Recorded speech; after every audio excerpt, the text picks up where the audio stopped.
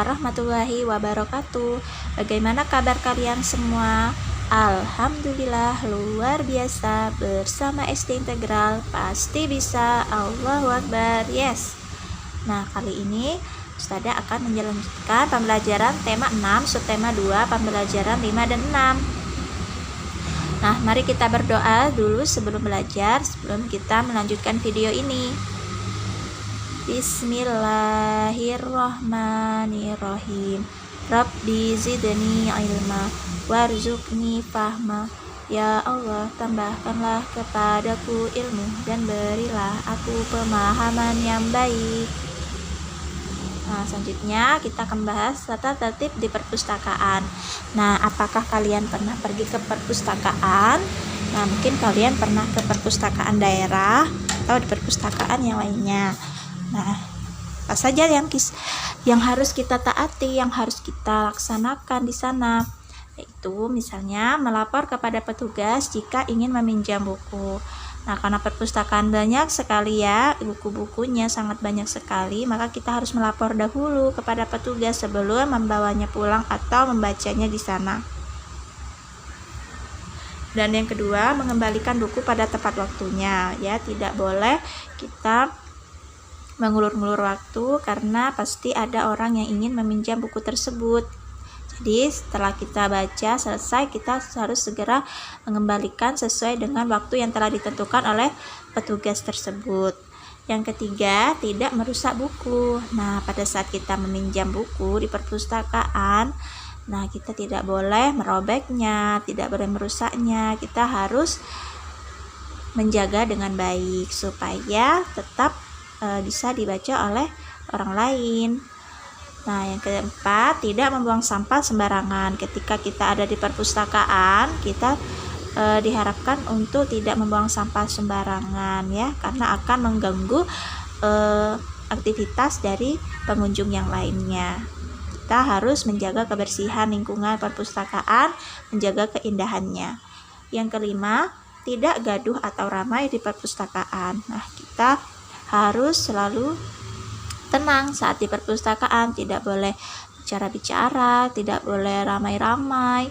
Nah, karena akan mengganggu konsentrasi dari pembaca lainnya, dari pengunjung lainnya. Nah, kita sebaiknya harus bersikap tenang ya, baca dengan baik, dan jika sudah selesai kita langsung pulang. Nah, ternyata membaca itu juga ada manfaatnya ya teman-teman, karena membaca itu adalah aktivitas yang dapat dilakukan oleh semua orang dan dapat dilakukan di mana saja. Nah, dari umur misalnya dari TK sampai dewasa bisa membaca buku apa saja, dan membaca itu bertujuan untuk menambah informasi atau sebagai hiburan, karena membaca itu kita bisa berpikir luas, kita bisa berimajinasi saat kita membaca. Nah, karena membaca itu adalah hiburan yang paling murah ya teman-teman, tidak perlu kita ke mana-mana, kita di rumah saja dan punya buku kita bisa membaca. Nah, manfaatnya tentu saja banyak sekali ya, ini ada beberapa, yaitu ya menambah ilmu dan wawasan kita. Nah, kita misalnya tidak tahu sesuatu, setelah membaca buku ini kita bisa tahu. Yang kedua, menjadi penghibur paling murah dan mudah. Nah, kita bisa membaca di mana saja, di rumah, di sekolah, di taman, ataupun di perpustakaan, dan tidak usah membayar kalau di perpustakaan, gratis teman-teman ya. Dan tiga, membuat pikiran lebih tenang. Nah, jadi kita saat membaca kita bisa berpikirnya tuh lebih tenang, lebih kritis ya, dan kita bisa berimajinasi. Nah, tentunya dengan cerita-cerita yang sudah kita baca, misal cerita atau dongeng ya, kita bisa berimajinasi. Melatih keterampilan menulis. Nah, tidak hanya kita bisa membaca dengan baik atau berwawasan, tapi kita juga bisa menulis dengan baik, karena kita sudah sering membaca cerita-cerita atau membaca dongeng-dongeng ya, fiksi. Dari situ kita bisa melatih dan kita bisa menulis juga. Nah, kita tidak hanya membaca tapi juga kita bisa menulis dan melatih cara berpikir. Nah, cara berpikir yang dilatih kalau sudah membaca itu adalah kita bisa berimajinasi, kita bisa menyimpulkan wah ini ceritanya seperti apa, dan juga kita bisa berwawasan yang lebih luas gitu ya. Selanjutnya tata tertib sekolah.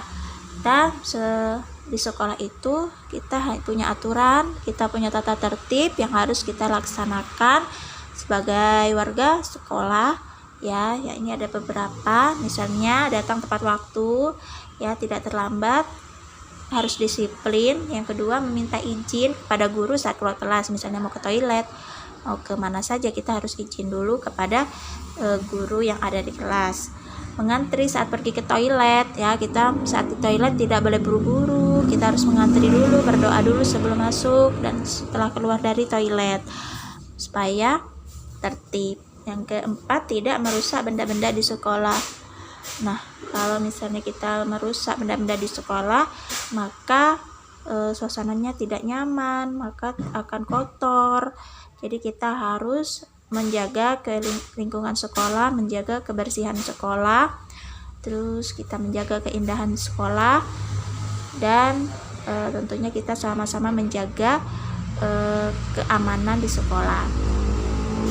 Yang kelima, memakai seragam yang rapi. Jadi kita sebagai murid atau sebagai guru, kita harus pakai seragam yang rapi supaya terlihat indah ya, supaya kita juga belajar nyaman. Nah, saat bermain dan belajar juga harus solid, tidak boleh bertengkar ya, bermainnya harus yang solid, bermainnya tidak berebutan. Jika memang punya kesalahan harus segera minta maaf dan memaafkan. Itu ya teman-teman. Ya, tugasnya jawablah soal-soal berikut ini. Ada 4 soal, tulis di buku tematik, buku tulis kalian, nanti difoto pada ustadzah ya. Jangan lupa di rumah sholat 5 waktu, murojaah, dan juga jaga kesehatan dan membantu ayah bunda. Assalamualaikum warahmatullahi wabarakatuh.